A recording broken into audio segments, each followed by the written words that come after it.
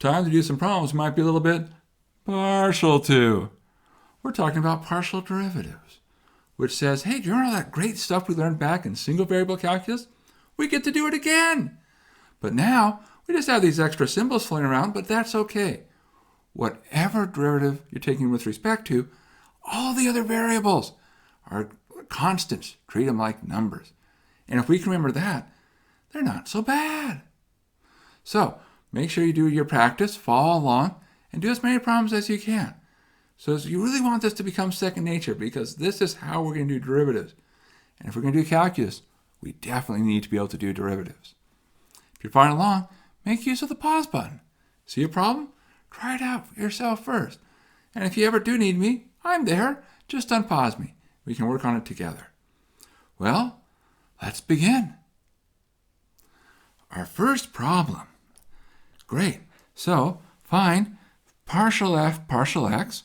So that says take the derivative of the function with respect to x, where our function is x squared plus x arctangent of y plus y to the 137 e to the sine of log of y squared plus 7? Now, that might be a reaction some people might have, but we look at it and say, hold on a second. This looks complicated, but what do we notice? There's no x here. So why is that nice? Remember, we're taking the derivative with respect to x. So anything that doesn't have an x involved is going to be like a constant. And we're going to treat it like a constant. So now we say, okay, what is it? Well, we say partial f partial x. Remember, same rules apply. So for example, if I have a derivative of a bunch of things being added together, take the derivative of one term at a time. We say, okay, the derivative of x squared. Well, see, that's what we would have said before, but now we say the derivative of x squared with respect to x. Well, that's not so bad. That's 2x. Derivative of x times arctangent of y. But wait, see, arctangent of y doesn't have x. It involves just y. So from our perspective right now, we treat it like a constant. So it's like derivative of x times a constant.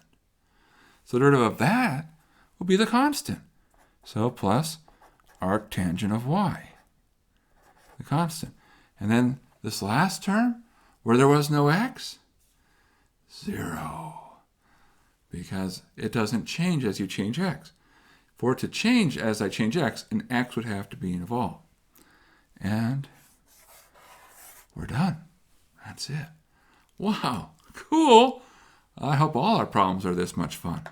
Well, come on, it's calculus. Of course they're going to be fun, but who knows if they're going to be that much fun. Well, let's try another problem. Okay, well, we're definitely going to kick it up a notch. Find all second order partial derivatives for this function. X squared e to the xy plus y cosine of x. So it's a two variable function. So we're going to be patient and say, all right, what can we do? What's going to happen here? Well, we're going to have to find all the second order partial derivatives, which means we should probably start by finding all the first order partial derivatives. Now we have some choice of notation. How do we represent derivatives? Do we like to use the partial symbol? That's closer to what people might call Leibniz notation. Or do we like more of the subscript notation? I think in terms of convenience, the subscript notation is a little bit simpler, but use whichever one you're comfortable with. That's the important thing. You should be comfortable doing math. It should be a pleasant experience. Now, if we're going after our second order, the first thing we should do is do our first order. I mean, after all, we can't do our second order derivatives if we don't have our first order derivatives. So let's begin. What do we have? Well, f sub x. So we come here and we just do our rules. Here we have a function of x times a function of x. Product rule, right? Derivative of the first times the second plus the first, which is x squared, times the derivative of the second. Okay, well, what's the derivative of e to to the xy. Well, chain rule. So it'll be e to the xy, because the derivative of e to anything is e to that thing. And then we say, okay, but multiply that by the derivative of the inside. The inside function is xy. And we're taking the derivative with respect to x. That's what our subscript here is telling us. So what do we have? Well, we'll have y. This derivative of x times y with respect to x is y. Y here would be acting like a constant. Come to our second term, the y, again, that's acting like a constant when we take the derivative with respect to x. So we really say, well, what's the derivative of cosine? And the answer is negative sine. Good. All right. Now, f sub y, because there's two first-order partial derivatives. We'll need both. So what do we have? Well, the x squared is a constant. What's the derivative of e to the xy? Well, it would be e to the xy times the derivative of the inside. Now, what's the derivative of the inside? Well, the derivative of x times y with respect to y is x. So I have another x. So instead of writing x down again, I'll just make it an x cubed. So x cubed e to the xy. And here, y times cosine x, we're taking the derivative with respect to y, so cosine of x is a constant, and the derivative of y is simply 1, so we get plus that constant, cosine x. Okay, good. So, first round is done. But there's always round 2, because we're after our second order. So, let's get into it. So, we begin. F, x, x. Product rule. So, derivative of the first, with respect to x, will be 2, e to the xy, plus, come to the next one, 2x times the derivative of e to the xy, which is e to the xy, times the derivative of xy with respect to x, which is y. Plus, now we come here, product rule again.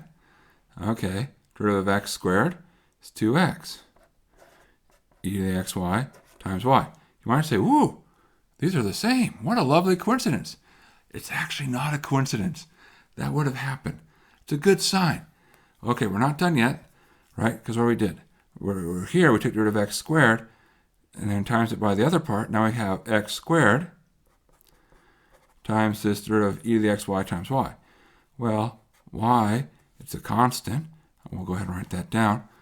It's a constant with respect to x, remember, because we're taking, you always have to keep track. What's the variable I'm working with right now? We're working with x. Okay, and then the derivative of e to the xy with respect to x is e to the xy times y. And that's from the chain rule. Okay, then come here, minus, and derivative of y sine x will be y cosine x, because it's derivative with respect to x. Y is a constant, derivative of sine is cosine. So if we wanted to, we can clean this up. We could say, okay, this is 2 e to the xy. There's 2 of those, so that makes plus 4xy e to the xy. And here you have x squared y squared e to the xy and minus y cosine x. You don't have to simplify, but if you wanted to, you could. Okay, all right. Well, now let's do another one. F x y. So the notation here, recall, the idea is you read it from left to right. And so it says, take derivative with respect to x, and then whatever comes out, take derivative of that with respect to y. Okay, so we're coming up to our f sub x. Now we're taking derivative with respect to y. So the 2x is a constant. That's great. The derivative of e to the xy with respect to y, well, that's e to the xy times the derivative of xy with respect to y, which is another x. So that puts a x squared, because there's now 2 x's. Okay, come to the next term. Product rule, right? Because there's a y and a y. So our 2 pieces, there's this piece, there's that piece. Okay, so the derivative of the first term, well, you'll have the x squared, then e to the xy times the derivative of xy with respect to y, which is another x. So, okay, that's going to make that an x cubed. And then times the second. Okay, times y. Plus the first, x squared e to the xy, times the root of the second, which is 1. Okay, so that's that. Then come here, times by the derivative of y. Well, there's just a single y. Sine x is acting as a constant there. So minus sine x. Good, good. All right, so that's fxy. We're now halfway done. There should be 4 partial derivatives. Well, let's look at fyx. So right, first take derivative with respect to y, then take derivative with respect to x. There's derivative of f with respect to y. Okay, so taking derivative with respect to x, product rule, so derivative of the first, that would be 3x squared e to the xy, because we're taking derivative with respect to y, plus x cubed, and the derivative of e to the xy with respect to x is e to the xy times y. Good. Derivative of cosine x with respect to x minus sine x. Now, you might say, hey, I seem to recall you were telling us that fxy and fyx, they're supposed to be equal.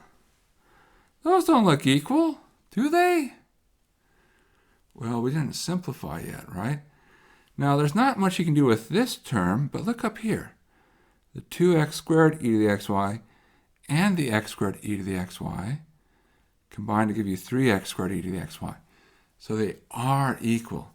And that's not too surprising because this is a nice function. The pieces are nice, and the way we put them together are nice. So these two pieces are equal, which is good.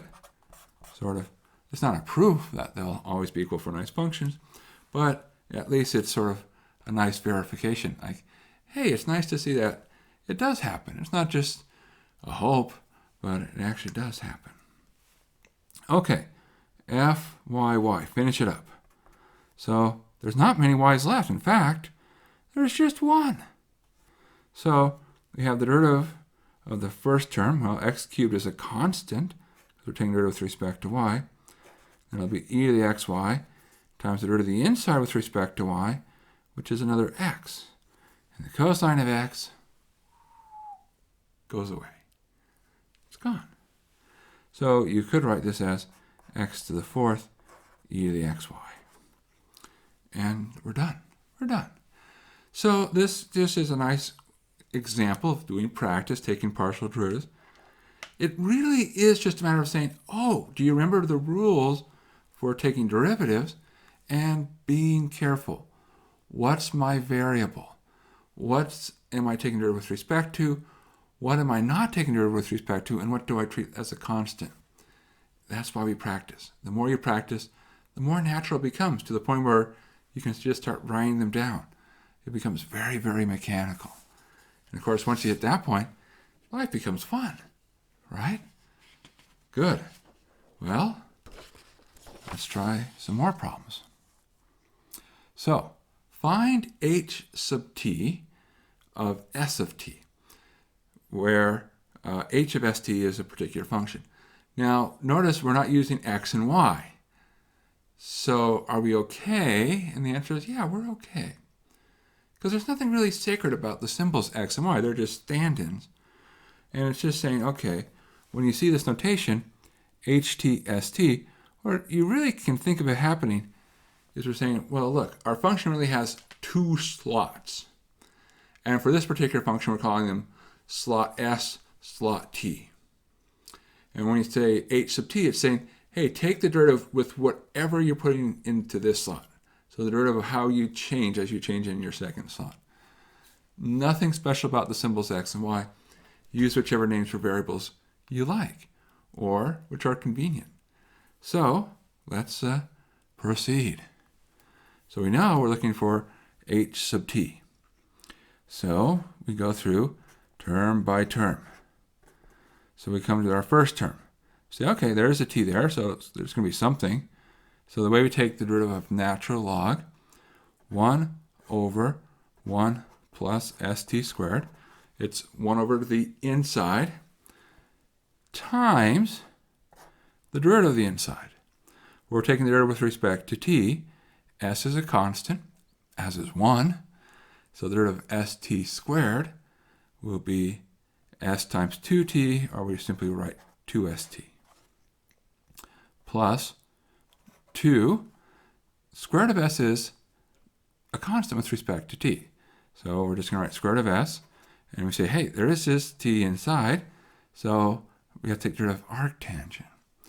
So how do you take the derivative of arctangent? Well, it's 1 over 1 plus whatever's on the inside squared, chain rule, times the derivative of the inside.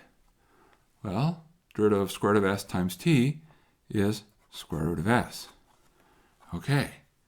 Now, in some sense, we're done, but let's see if we can't make it look a little bit nicer. Maybe we can. Because what do we see? Well, it's 2st over 1 plus st squared. Here, we have 2 root s, and here's another root s, so that would make a 2s. And downstairs, it's 1 plus st squared. What? That's the same denominator. Wow. So it actually becomes really great. In fact, you can pull out a 2s and a 1 plus st squared, because they're both common to both terms. You're left with t from the first term, and you got everything from the second term, so that's a plus 1. And so there you go. That function has a fairly nice and clean antiderivative. Well, antiderivative with respect to t. We're going to get into that later on. That's the next part of the course. But this function has a nice derivative. Okay, great, good. Well, let's keep going. We're doing wonderful. Making great progress, so we have plenty of time. Verify that this function, u of x comma t, which is sine of x plus sine of t, is a solution to u sub t, u sub xx equals u sub x, u sub tx. So what do you have here? Well, this is called a partial differential equation. Now, how do we know? Well, the way we know something is a partial differential equation is essentially, I know this will sound silly to say it out loud, but it's an equation, so you have some sort of equality of the two sides of things which involve partial derivatives. So we see, hey, there's this function u, which we may not know what u is, but all we're told is that u potentially satisfies this relationship. So it's a relationship involving partial derivatives. So we're not claiming that this is the only solution, and in fact it's easy to prove that there's many, because for instance 0 also works, so it's a lot less interesting. But it's a solution. That's our claim. So how do we do it? Well, what we do is we say, let's look at the partial derivatives. Let's see if we use those partial derivatives, does it satisfy what we need it to satisfy? So let's see what we have. So let's take, for instance, u sub x. What would that be? Well, chain rule. The derivative of sine is cosine. And then leave the inside alone, times the derivative of the inside with respect to x. That's 1. All right, great. Woohoo! That was easy. So that's good. We have the u sub x. We also need u sub xx. Okay, let's write that down somewhere. Okay, we'll write down right underneath. Why not? Okay, derivative of cosine, negative sine of x plus sine t, and then times derivative of the inside. Well, again, we're taking derivative with respect to x, so the derivative of the inside is 1. Done. Great, wonderful. Now we still have two more partial derivatives to go. Okay, how about u sub t? So what would that be? Well, take the derivative of the outside, would be cosine. Leave the inside alone. And now, times by the derivative of the inside with respect to t. Derivative of x is 0, because we're talking about how does t change. So we're thinking x doesn't change. Derivative of sine is cosine. So, cosine t. And what would be u sub t x? Well, derivative of cosine, negative sine of x plus sine t, times the derivative of the inside with respect to x, which is 1. And then now this cosine of t is a constant, so essentially it's like a constant times that. So there's still the same constant there, times cosine t. Good. So there's all the partial derivatives that show up in this formula. And now, where's the verification come from? Well, what we do is we say, what do the pieces look like when we put them together? U sub t, uxx. So if you multiply those together, we're going to get a cosine of x plus sine t times a cosine of t times a negative sine of x plus sine t. And on the other hand, if we do u sub x, u sub tx, what do we get? Well, we have the following. Cosine of x plus sine t, that's our u sub x. And then u sub tx would be a negative sine x plus sine t, and then times by a cosine of t. And now we just check, do these match? So we start going through and say, okay, let's see what matches, and hopefully the answer is everything. Well, the negative matches in both. They both have a cosine t. They both have a cosine of x plus sine t. They both have a sine of x plus sine t, which means everything matches. In other words, we have our great aha, these are equal. And therefore, it satisfies the equation. And that's it. That's how you verify. See, verifying a solution is easy. So sometimes, it's not a problem of finding whether or not you have a solution. It's saying, hey, we think this is a solution. Can you check it for us? And we can. And it worked out. Now, if you ever want to say, okay, what if I wanted to find it? There's wonderful classes. Take them. You'll love it. Great times. Good times. But for now, let's move on. And that brings us to our last problem. What? Well, last problem for now. Don't worry. We'll have more problems someday. So, what do we have? Find f sub x of 0, 1 and f sub y of 0, 1 for the function f of xy equals sine of x, no problem. Plus y squared cosine x, okay. Plus y to the fourth arctangent of x times y squared minus 1. Plus, they couldn't even fit it on one line. It's such a long function. It keeps going. Log of 2e to the sine of x minus 1 times secant of xy times tangent of y minus 1. Oh my goodness. Wow. Wow. Whoa. Can we do this? Well, yeah, it's just taking a derivative and plugging points in, right? How bad could that be? Well, I will tell you, there's more than one way to approach this problem. So, a natural inclination when you first see this is to say, oh, I'll just take a derivative and I'll plug it in because it says take a derivative and plug it in. Okay. But you might discover it's not so easy because you look at things like here, you have three things being multiplied together and you have sort of a function inside of a function. There's lots of layers here. This is kind of what you might think of as an onion problem. many layers, and there will be some tears shed along the way. But there might be a better idea. Because this isn't just any problem. We're not looking, strictly speaking, for what are the partial derivatives. We're looking for the partial derivatives at a particular point. So in other words, we're really talking about evaluating. Now, this comes back to some ideas that we've had before, which says, well, look, if you're going to evaluate something, when should you actually evaluate?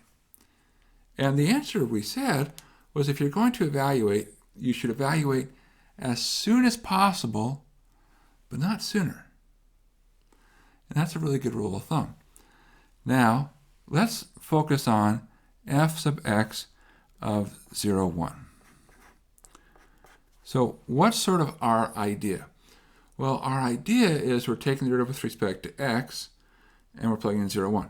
But when we think about what is a partial derivative, we say, oh, this right here, this is asking for the partial derivative.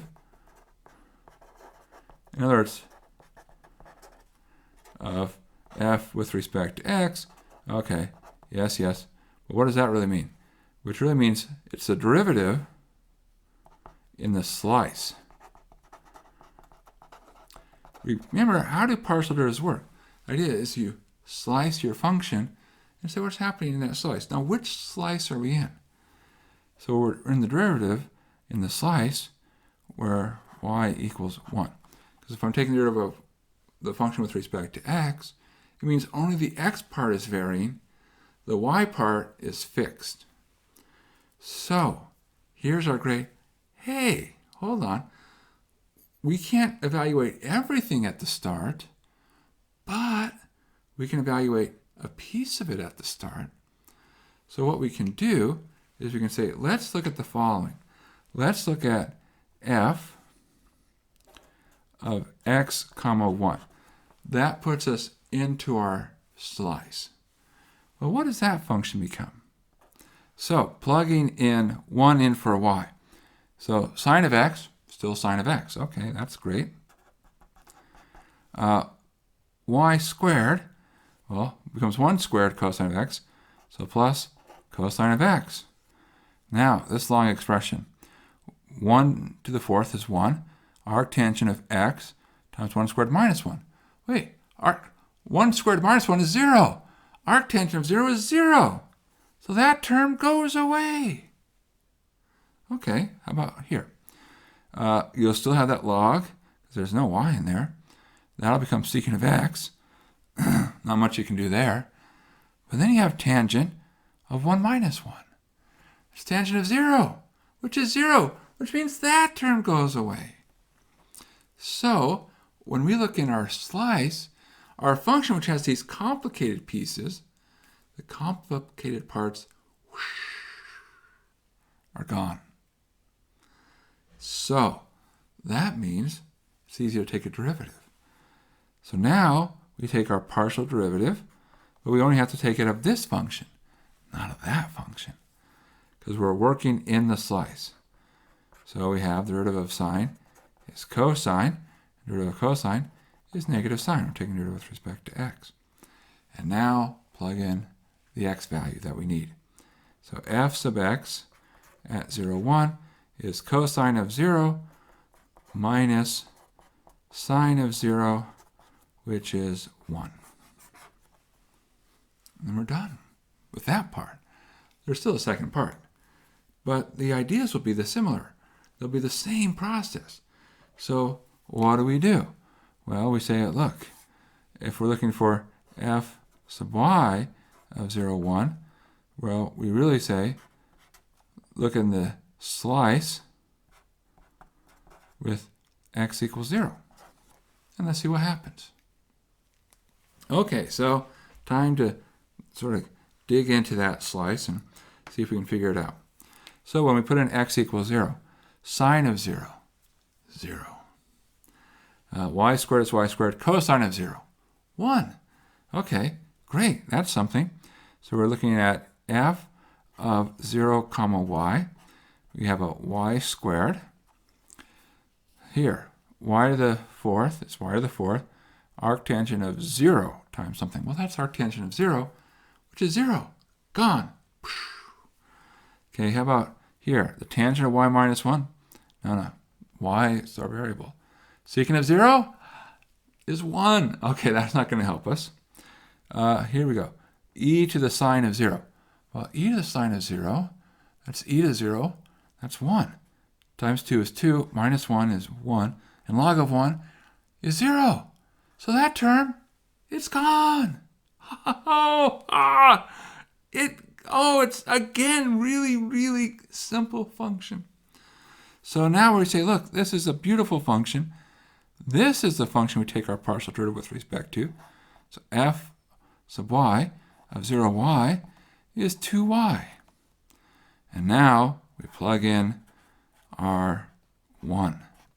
So fy of 0,1 is 2.